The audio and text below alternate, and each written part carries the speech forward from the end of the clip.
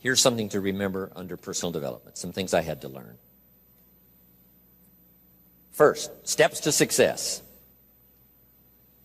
First of all, you need good ideas. Just decide right now you're going to accelerate your plan for collecting good ideas. Ideas for your life, ideas for your health, ideas for your marriage, your relationships. Ideas that stimulate. One idea sometimes leads to the next, needs to the next. And the 4 or 5 ideas in the future that really thrust acceleration into your life, you couldn't have gotten unless you went through the first one and the second one and the third one. Next, you need good plans. We're going to talk about time management and game plans tomorrow. You need a good health plan. Traveling around the world, you can imagine the kind of health plan I have to have. If I didn't have a superb, extreme, got to underline the word extreme, if I didn't have a superb, extreme health plan, do you think I could travel all over the world? People look at my calendar and say, impossible. I'm the only one that can do it. Everyone else is too young. Incredible. But I've got to be extremely healthy. I can't let up at all in terms of diet and nutrition, exercise, all that stuff in order to stay healthy. So a good health plan, a good family plan. Here's a good one, a good marriage plan. Some people just go along married with their fingers crossed. You've got to have a better plan than that. Some are whistling in the dark, hoping everything will work out. Not a good plan. You need a good plan for how to use the day. We'll talk about that tomorrow. Best kept secret of the rich, how to use your time.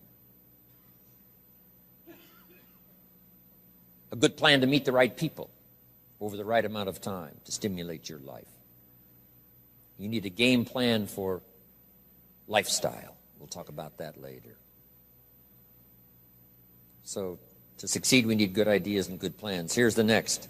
We have to learn to handle the passing of time. Because all of this takes time to learn, to grow, to change. Getting through the seasons takes time. The spring has a certain amount of time. The summer has time. The harvest has time. The winter has time. Learning to handle the passing of time. Jot this down if you're involved in business. You've got to give your project time. You've got to give your people time. Give people a chance to learn, chance to grow, chance to change. One of the great requirements, especially in such an industrialized, busy, mad, dashing society, and that is to have people patience. First, we exercise it with our children and our family. Getting people to work together, got to have patience, even with your family. If you're involved with independent people, it's a challenge. It's like herding cats, trying to get them to work together. Herding sheep is easy. They very quickly get going the same direction. But try herding cats. It's like your children. Different ages and different personalities and different opinions. To get the family all going the same direction, kind of working together to make things work, I'm telling you, it is a challenge. But if you'll have some patience, you can do it. Now, here's the big one, to have patience with yourself. Give yourself time to learn. Give yourself time to understand good ideas. Give yourself time to make changes and then grow into those changes. Give yourself time to refine your personality to fit the business, whatever business you're engaged in. In some you may have to speak up a little stronger, in some you may have to calm down just a little bit more. Just learn to refine your personality and your temperament to suit. All of us can do that, but it takes time. Have patience with yourself. We had to do that from the beginning. Learning to tie the shoestrings of your shoes. If you tried a couple of times and says, I'll never learn this, it's over. Say, no, you can't go through life with your shoes untied. Come on. Some people, maybe it happens for them a little quicker than others. Some people get the hang of it almost overnight. Someone else, it takes a little longer. If it takes you a little longer, have patience with yourself. Because patience has its own reward. Patience is a virtue of the extraordinary kind.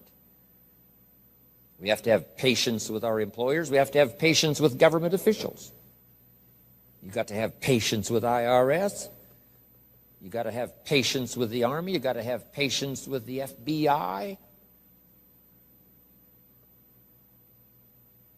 Here's a good thing to remember while you're exercising patience. Usually enough good people will finally make it right.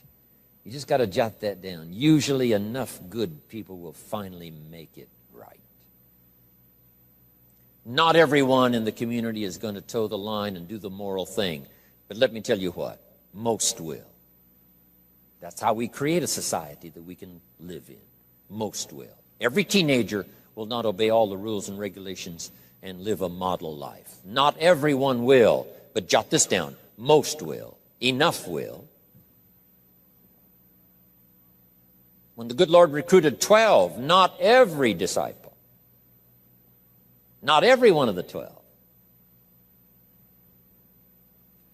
but it was enough of the 12 to start a movement that's lasted for 2,000 years. Not everyone, but enough will. There's only been a couple of exceptions to that rule. One was the story of Sodom and Gomorrah. God was going to destroy Sodom and Gomorrah for their evil ways. Abraham had a friend that lived there. And Abraham implored and said, God, if I can go to Sodom and Gomorrah and find 50 righteous people, will you spare the city? And God said, Abraham, you've been such an excellent friend of mine. Yes, I'll spare the city if you can find 50. So he searches the city, can't find 50 good people.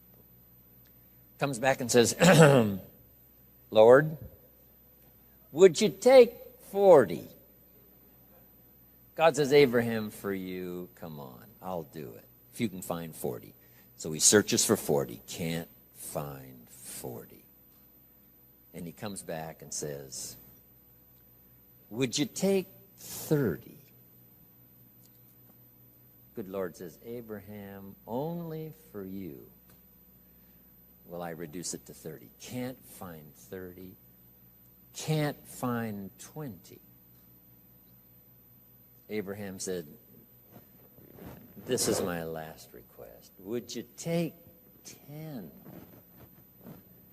God said, only for you, Abraham. So he went searching for 10, and you know the story, right? Couldn't find 10. That's the exception to the rule. So he said, Abraham, get your friend Lot and his family out of there because the end has come. But that's the exception to the rule. So jot down the general rule. Most will. In a civilized society, most will obey the rules. In government, most will. Not every senator will, but what? Enough will to build a stable government and a future. Not everyone in the armed forces will, but enough will. Not everyone in the community will, but enough will. Not every teenager in this high school will, but I'm telling you, the most will. And that's how we survive in a civilized society, because most will. And that's a good feeling to know. Most will.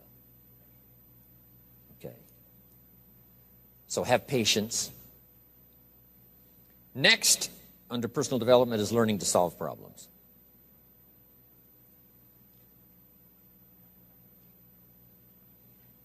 By the way, having patience with the seasons takes time to develop the crop.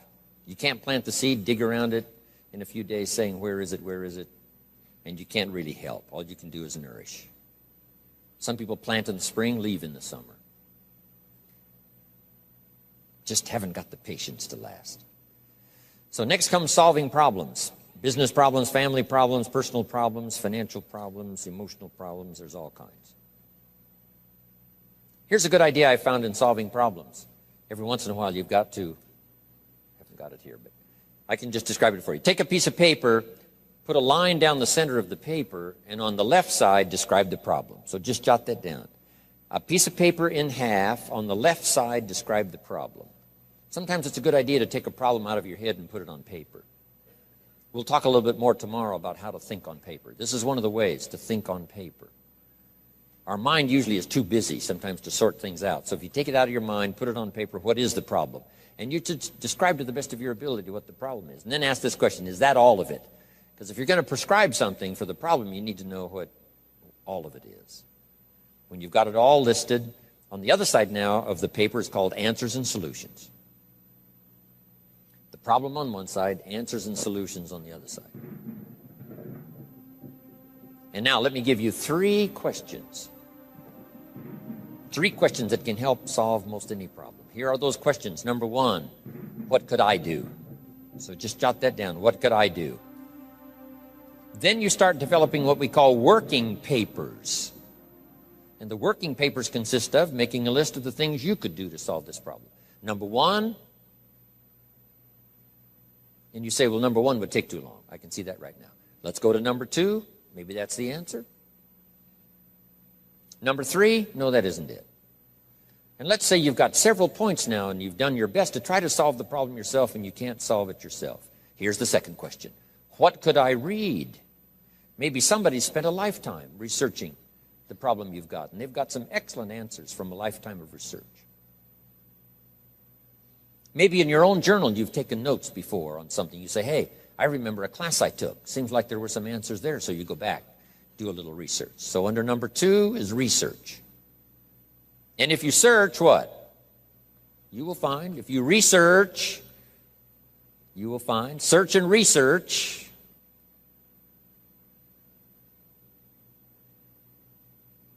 Now, research as soon as possible, because if the problem is severe, you don't want to wait till too late.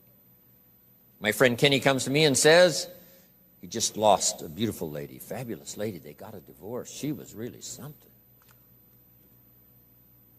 Then after his divorce, he comes to me and says, you know, it's over. But he says, you know, something strange. He said, I found a book in my own library that I think would have saved my marriage if I had read it before my divorce. And it was a book entitled How to Live with Another Person. He said, I should have read that book a long time ago.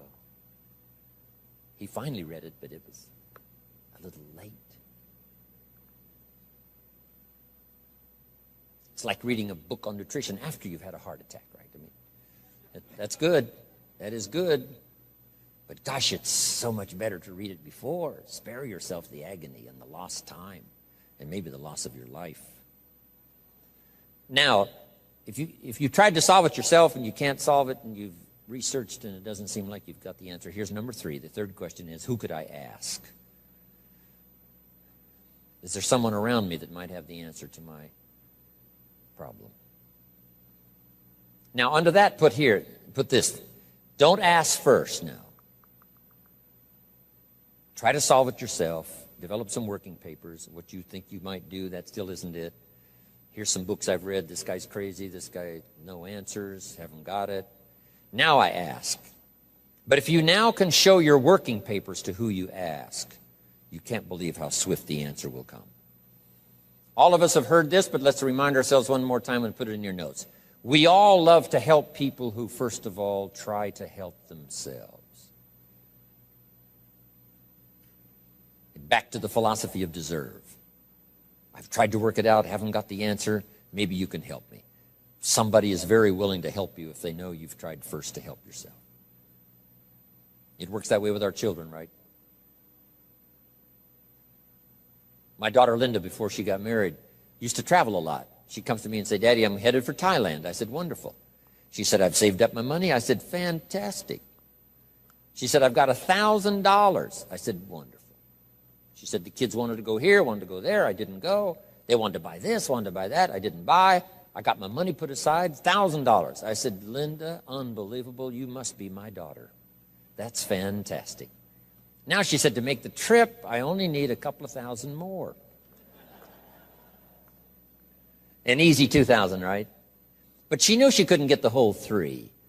But she knew that if she worked hard to the best of her ability and put that first 1,000 together, the next 2 was easy, right? Okay. So, develop your working papers. Do your best to solve problems. Here's why you try to solve it on your own first. You need the mental and emotional muscle. You need the discipline. If you just quickly go to the answer, somebody that's got it, now you're not developing the muscle. You're not developing the discipline to solve your own problems, because there may come a day when there's no one else to ask. So you need the rhythm of learning, the rhythm of trying, the rhythm of seeing if you can do it first to build the emotional, mental muscle.